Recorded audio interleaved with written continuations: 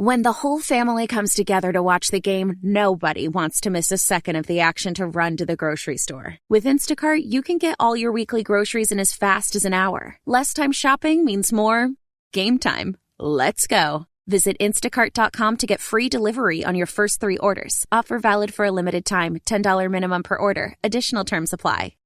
It's time. It's time. Time to get in the zone. Time to get in the zone with the 49ers Web Zone. This is the No Huddle Podcast with Al and Brian.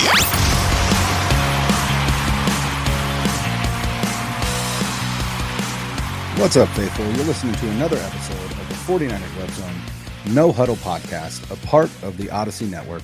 I am Brian Renick, and I am flying solo today. Our buddy Al is living his lonely island life. He is on a boat somewhere in the Caribbean, living his best life, drinking cocktails, lounging by the pool, and hopefully not still reeling from a brutal loss in the Super Bowl. I have not been able to distract myself with yummy drinks and a trip on the high seas. So I am still reeling. I am still thinking about the 49ers. And today I wanted to just kind of talk through the defensive coordinator hiring, which still has not happened. The 49ers are currently the only team in the NFL without a defensive coordinator. So it's not necessarily a situation where they need to act quickly. They've got plenty of time, but at the same time, Shanahan has typically had all of his coaching hires done prior to the combine, which does start next week in Indianapolis. So you'd have to think that the announcement is coming soon. In fact, Tim Kawakami of The Athletic tweeted out yesterday that he didn't have any intel, but certainly felt like an announcement was coming soon. So just wanted to talk through that a little bit. And then also the other big talking point for 49ers land, or in 49ers land, is Brandon Aiyuk. We touched on it last episode, but just wanted to talk a little bit more, not just about Brandon Aiyuk, but kind of the roster situation the 49ers find themselves in, and what we could either expect or maybe look for in the coming weeks for free agency, the draft, and things of that nature. But I wanted to start with the defensive coordinator situation. In fact, I tweeted out earlier today, there's 2 questions that still linger when it comes to this defensive coordinator hiring. In his conference call and in subsequent media availability, Shanahan did mention that they're looking both internally and externally. And to me, the 2 questions that linger for me in terms of who would it be with the internal candidates is if Kyle Shanahan was comfortable with any of the internal candidates that he's looking at currently, why weren't any of those candidates hired last year? Why was Wilks the hire? Because you look at the internal candidates, and it seems like most talking heads, most beat reporters have mentioned really 4 names on the current 49ers defensive coaching staff. And that is safeties coach Daniel Bullocks, linebackers coach Johnny Holland, defensive line coach Chris Kasurik, and then passing game specialist Daniel Sorensen. Now, Sorensen is the only one of the group that has any experience as a defensive play caller. He had spent, I believe, 1 season with the Jacksonville Jaguars. But Daniel Bullocks has been in San Francisco with Kyle Shanahan since Shanahan started, so 7 years. And the same with Johnny Holland. And then Chris Kasurik has been here for the past 6 years. If any of those candidates were viable, if you will, for Kyle Shanahan, they were still here last year prior to hiring Wilks. So, 1, why weren't any of those candidates hired over Wilks? And then 2, if you were comfortable with them as a defensive play caller, it would have made a lot of sense to make a change at defensive coordinator after the Vikings debacle during the bye for the 49ers, because it was evident from that point forward that this relationship with the 49ers and Steve Wilks, Kyle Shanahan and Steve Wilks, it was frayed. Shanahan threw Wilks under the bus for the zero blitz at the end of the first half, and rightfully so. It was a terrible call. But again, really made it a point to kind of throw Wilks under the bus.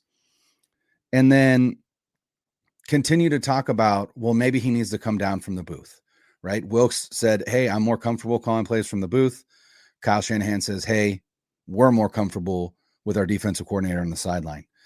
And they didn't make a change. Wilks came down to the sideline. The first game back from the bye, they absolutely put it on the Jacksonville Jaguars. And it felt like, okay, well, maybe this is the change that was needed.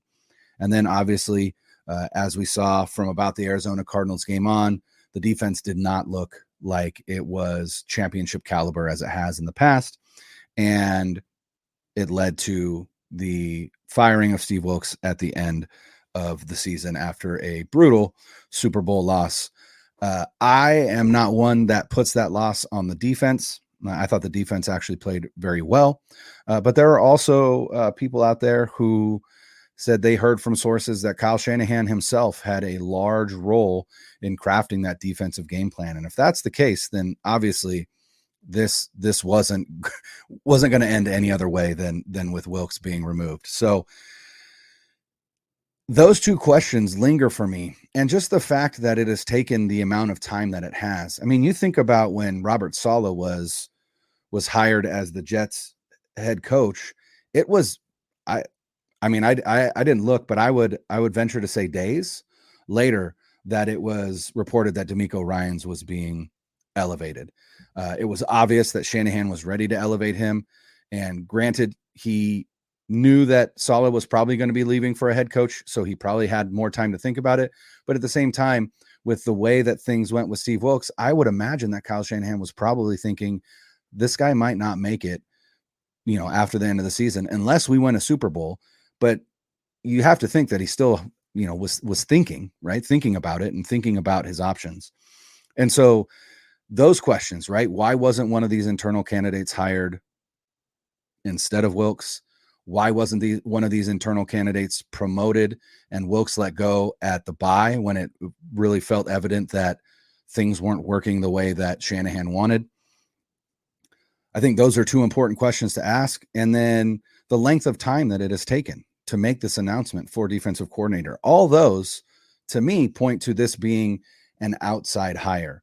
And so then you start thinking about, well, who are the outside candidates? And, I mentioned one that I think is I don't want to say a likely hire, but one that I think is definitely one of the leaders in the clubhouse, if you will. And that's Brandon Staley, former defensive coordinator for the Los Angeles Rams, and then former head coach of the LA Chargers. And I talked about it on our last episode. You just look at the guy across the sideline, coaching the defense for the Kansas City Chiefs in the Super Bowl, Steve Spagnuolo. Steve Spagnuolo was an absolute abject disaster as a head coach in St. Louis. His defenses were disasters in St. Louis, even though he was the defensive play caller, very similar to Brandon Staley. And while Steve Spagnuolo had more experience than Brandon Staley prior to becoming a head coach, it was only one extra season. He was the Giants defensive coordinator for 2 seasons, and then the Rams hired him as head coach. And then the Rams fired him. He went back to the Giants, and then, he ended up on Kansas City, and now he is the only coordinator in NFL history with 4 Super Bowls. Brandon Staley had 1 season as a defensive play caller in the NFL. He's done it at the college level as well. So he does have that experience. He was the defensive coordinator for Sean McVay, who is a close friend and peer of Kyle Shanahan. And if I'm not mistaken, I believe they also share the same agent, which is another connection that I think is important to point out, because a lot of these guys that share agents also end up being on staff together. Mike McDaniel has the same agent as Kyle Shanahan. Sean McVay has the same agent as Kyle Shanahan. His name is Richmond Flowers. So I think Brandon Staley is a choice that I wouldn't be surprised about. There are quite a few people who think that the amount of time that is taken is indicative of Kyle Shanahan trying to convince Bill Belichick to take the job. But again, I don't know that Bill Belichick would do that. But on the previous episode, I said one of the things that I don't want is someone like Bill Belichick or Mike Vrabel, because those two candidates are going to get a head coaching job as soon as next season. And now you're finding another defensive coordinator. But with the loss in the Super Bowl, and as we mentioned on the last episode, this likely being probably the last ride for this core of 49er players in this iteration of the Kyle Shanahan 49ers, guys like Eric Armstead, Trent Williams, George Kittle, Christian McCaffrey, Kyle Juszczyk, right? Maybe it's a situation similar to 1994 where they just go all in for this season and say, regardless of what the future looks like, we're going all in to win the Super Bowl in the 2024 season. And maybe they're willing to go a route like a Bill Belichick for one season, just to coordinate the defense. And if they think that that's going to give them the best chance to make it back to the Super Bowl and win it, then I think they might be open to that. So I really dismissed it pretty much out of hand immediately when people started suggesting Bill Belichick. But the longer this has gone, and the more I think about how desperate this team likely is, I don't know that I can dismiss it out of hand. I still don't think it's going to happen, but I don't think that I can dismiss it out of hand. And that is both exciting to think about, right? Just to think about Bill Belichick and Kyle Shanahan teaming up, one to coordinate the offense, one to coordinate the defense. That is easily one of, if not the greatest offensive play caller, defensive play caller combinations we've seen maybe in NFL history. Although I think Andy Reid and Steve Spagnuolo probably have a claim to that title, but it would definitely be a very interesting dynamic. And I know that Belichick respects Shanahan. Obviously, Shanahan respects Belichick. I know that Belichick respects Mike Shanahan, Kyle's dad.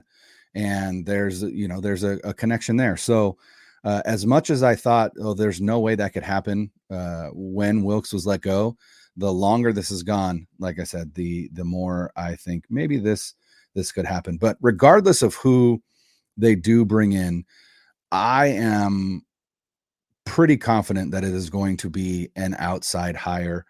Some of the other names that have been thrown out are a couple guys from Steve Spagnuolo's staff in Kansas City, Brendan Daly, the linebackers coach there.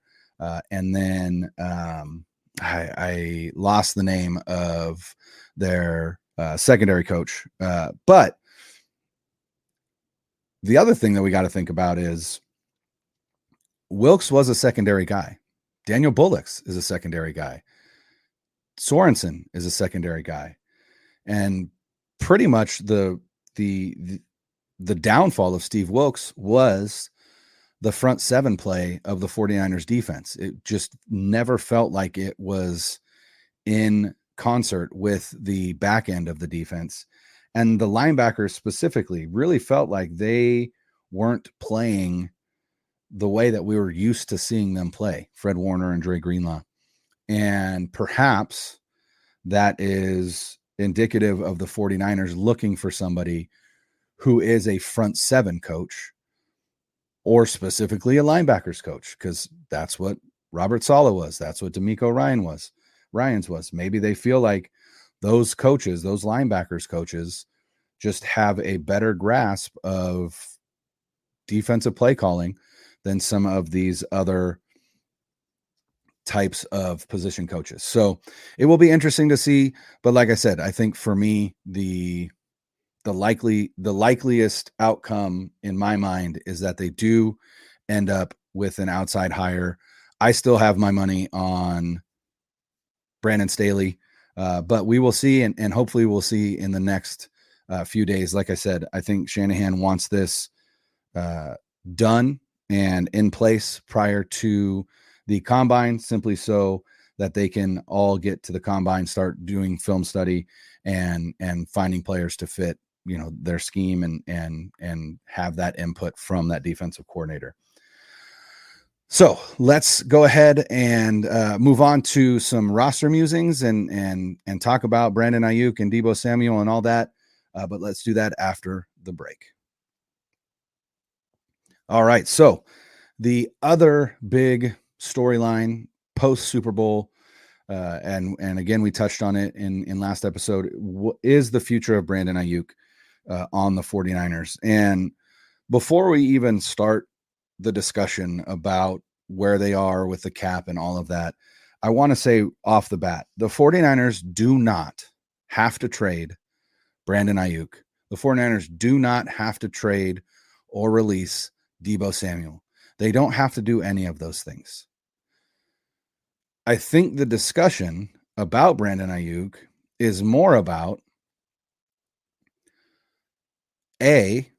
his interviews post Super Bowl and some of the social media postings of his girlfriend, his brother, all that stuff.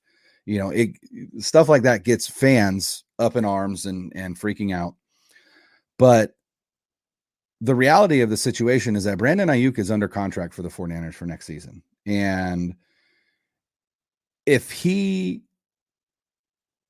doesn't play because he wants a new contract, then he sits out a season, and that he loses a season of what's the word they use?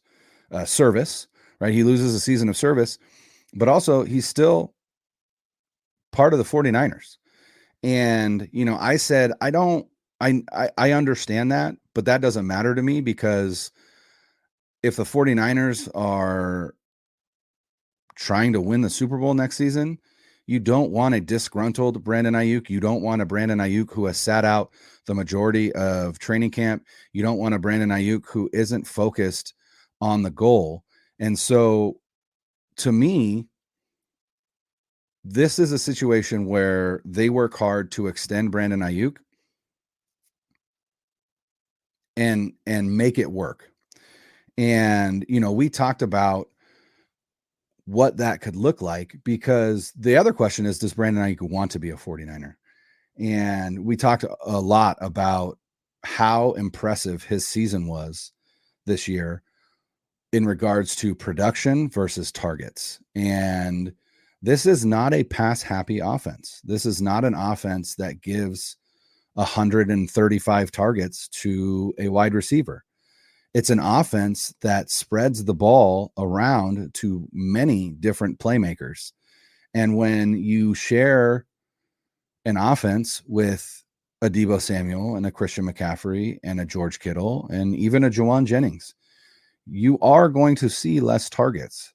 So is this a matter of Brandon Aiyuk wanting to win and chase Super Bowls? Well, then, yeah, San Francisco is a place that you're going to want to be. Or is this about Brandon Aiyuk wanting to prove that he is one of the better wide receivers in the NFL? And if that's the case, it's going to be hard for him to do that in San Francisco, simply because he won't have the opportunity. But make no mistake, the 49ers aren't in a situation where they have to trade Brandon Aiyuk. Now, you guys might remember a situation after the 2019 season in which the 49ers lost a heartbreaking Super Bowl to the Kansas City Chiefs. Feels like deja vu. And they had a very popular player in DeForest Buckner, who was up for a contract extension. And the 49ers ended up trading DeForest Buckner to the Indianapolis Colts for a first-round pick. And you might think to yourself, they find themselves in the same situation. And the reality is that they don't. It's a similar situation, but it is not exactly the same. Because not only did DeForest Buckner need an extension, but Eric Armstead was a free agent and Jimmy Ward was a free agent. And there were other players that were about to hit free agency. And so the calculus for the 49ers was, we can either extend DeForest Buckner and lose Eric Armstead and Jimmy Ward and others, or we can sign Armstead, Ward, and others and lose DeForest Buckner, but gain a first-round pick back. And that is a decision that they made. And it's hard to, I don't want to say it's hard to argue they made the wrong decision, because I think Armstead has been a key cog in this defense since re-signing. Jimmy Ward was key through last season before he became a free agent again. And DeForest Buckner has been good and sometimes great in Indianapolis. But I don't know that losing those two players would have seen the 49ers defense perform at the levels that they have since 2019, making it to 3 straight NFC championship games and, really being one of the better defenses in the NFL over that span. So again, they're not in the same situation. They don't have to trade Brandon Aiyuk. They don't have to release Deebo Samuel. In fact, there are plenty of contract levers that this team can pull to get themselves under the cap and get themselves in good financial shape. So let's look at the salary cap and where the 49ers are right now. So this is based on numbers from Jason Hurley of 49erscap.com. You can follow him on Twitter at 49erscap. He does a tremendous job of not only reporting on the cap, but really giving fans a great resource to understand the 49ers cap specifically. There are websites like Over the Cap, Spot Track, right? You can find a lot of information, but Jason's is specific to the 49ers, and he does a wonderful job. So make sure to follow him on Twitter. And again, you can visit at 49erscap.com. But as it currently stands, the projected 2024 cap is $242.5 million. Now, there were reports that came out, I believe, yesterday that said that the league-wide assumption is that number is actually going to be closer to 250 million than 242 million. But as we stand right now, until that gets announced, the cap sits at $242.5 million. The adjusted cap, and again, this is some stuff that I don't fully understand how it works. That's why I rely on guys like Jason, who does understand it at a much deeper level. But where the 49ers stand currently is that they are roughly $15 million over the cap. Now, that is not where they will stay.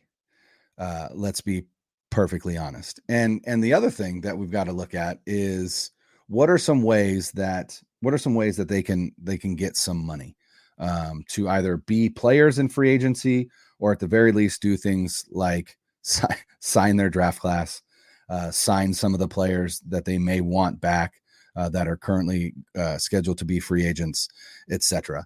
And so if you look at the 49ers current cap situation, there are 1, 2, 3, 4, 5, 6, 7, 8, 9, 10 players currently who are scheduled to count $10 million or more against the cap. And that is in order from least to most. So Brandon Aiyuk is first there with a $14.1 million cap hit, which is very, very close to the same cap hit as Christian McCaffrey.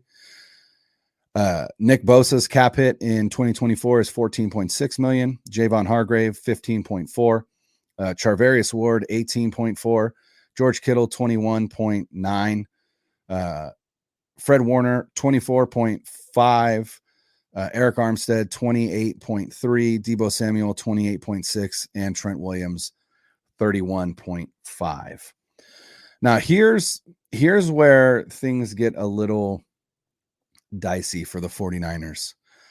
Of those players, again, 2, 4, 6, 8, 10 players that are counting as $10 million or more, really it's $14 million or more because Dre Greenlaw is next at 9.6 million. So not quite 10. But of those 10 players, only 5 of them, only half of them are still in their 20s. Brandon Aiyuk, Christian McCaffrey, Nick Bosa, Charvarius Ward, and Fred Warner. Javon Hargrave, George Kittle, Eric Armstead, Trent Williams. I'm sorry, Deebo Samuel will be 29. Those are older players. Those are just, those aren't players that you're necessarily thinking, yeah, I would like to pay tens of millions of dollars to those players for the next 2 to 3 years. And that's where things get a little dicey, because in order for the 49ers to get some cap space, they're going to have to restructure some of those contracts. Now, one of the ways that they can get cap space for 2024 is to extend Brandon Aiyuk, because if they extend Brandon Aiyuk, they can lower that $14 million cap hit, because it's a 5th-year option. So that $14 million is fully guaranteed. And so in order for them to save money on that, they need to extend Aiyuk so that they can then take that guaranteed money and spread it out over the life of a new contract, which would lower his cap hit. They could effectively save anywhere from $7 to $10 million just by extending Brandon Aiyuk. Now, again, you're saving it for 2024, right? And we know that Brandon Aiyuk is going to want, at the very least, a fair market deal, which means that he's, probably looking at $25 to $30 million a year. But again, you can massage that and make it hit the cap at much lower numbers. But outside of that, the 3 biggest contracts are Trent Williams, Deebo Samuel, and Eric Armstead, 31.5, 28.6, and $28.3 million. Of those 3, I don't think, and I said this last episode, we looked it up, I don't think they're even going to touch Deebo Samuel's contract. And the reason being is because there is an out in his contract after the 2024 season. They can get out of that contract after 2024 and have a dead cap hit of about $12 million, which would be a savings of roughly $12 million because he is scheduled to make $24.2 million in 2025. I don't know. Deebo Samuel is a favorite of Kyle Shanahan, and perhaps Kyle goes to John and says, listen, I want this guy here. We're not going to cut him after 2025, so we might as well restructure him. They could. They absolutely could. If they restructure Deebo's deal for 2024, let's see, they would save $15.1 million, which would put them under the cap just by that one restructure. They can save 14.2 if they restructure Trent Williams. They can save 12.2 if they restructure Eric Armstead. They can save 10.7 if they restructure Fred Warner. Really, I think those 4 players are the likeliest. George Kittle, they could save about $9 million if they restructure Kittle's contract. But again, Kittle's on the wrong side of 30 now. And when you restructure a deal, you are just kicking the can down the road. And if this is the last ride, perhaps that is what they're wanting to do, what they're willing to do. It's hard to know. But Kyle Shanahan doesn't necessarily strike me as we have to win it this year. And if that means that we're going to be in salary cap hell for the next 5, I'm in. I just don't think he's willing to do that. I think Kyle wants to compete year in and year out, and I appreciate that about him. And if you restructure all these deals for older guys, then you're going to be paying dead money, 2, 3, sometimes 4 seasons after they're done playing or they're not on the team anymore. And that's a lot of dead cap for a team that wants to compete year in and year out. Another way that they could save money with Eric Armstead is to essentially offer him an extension, which would give him one more season, and you could perhaps cut his cap number in half, right? So instead of paying him $28 million for this one season, you could pay him $28 million over the next two. That would be a way to save money, and a creative one at that. But Eric Armstead dealt with plantar fasciitis for 5 games this season. Also had a torn meniscus. Also dealt with plantar fasciitis last season. He is going to be, he is 31 right now. And so, again, the wrong side of 30. But if you're looking for your last ride, there are ways to do that. So will the 49ers trade Brandon Aiyuk? I am on record saying no. They will not trade Brandon Aiyuk. I think they recognize how important Aiyuk is to this offense, to the future of this team. He has a great rapport with Brock Purdy, and I don't think they're willing to mess with that for a first-round pick. Now, you may be in the camp that says, listen, wide receivers, they're kind of a dime a dozen. We get so many of them that come out every year. This is a bumper crop for receivers this season. I'd be willing to trade Brandon Aiyuk for a mid-first round pick so we can address the offensive line. I wouldn't necessarily disagree with you, but I think that the 49ers can still address the offensive line without having to trade one of their best players and still stand pat at 31. I think offensive line is the most important group that this team needs to upgrade this season. And I think that they can through the draft, but I don't think they need to trade up by trading arguably their best wide receiver in order to do that. So again, all of these roster situations are fluid. None of us really know what they're going to do. There are reports out there that the 49ers are probably going to cut Greenlaw and Juszczyk in order to save money. And again, I just don't see them making drastic changes to this team. I genuinely believe that they have it in their mind that they are going to run it back one more time. Right or wrong, running it back is their best shot at winning a Super Bowl in 2024. And if they don't run it back and they get rid of some of those key contributors, I just don't think that their Super Bowl window is open in 2024. And so, no, I don't think they're going to get rid of any names that you know, that you've grown to love. I think that, like I said, I think that they're going to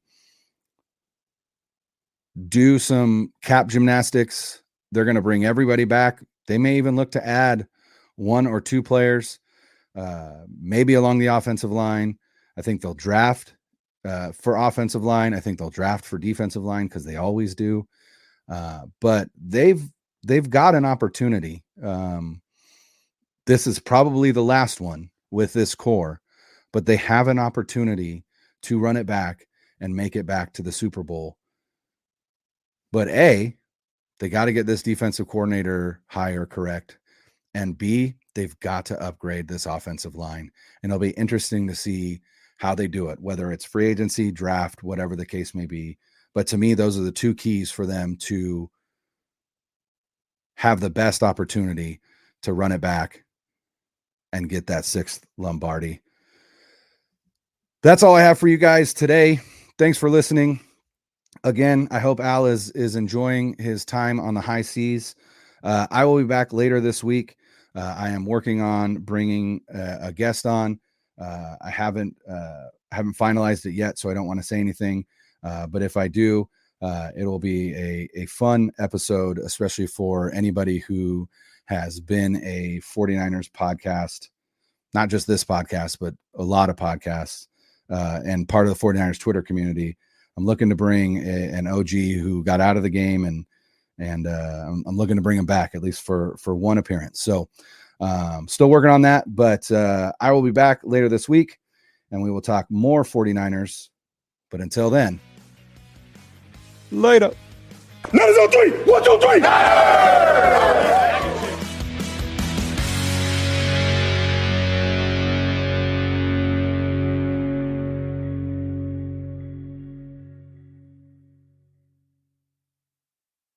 .2400 Sports is an Odyssey company.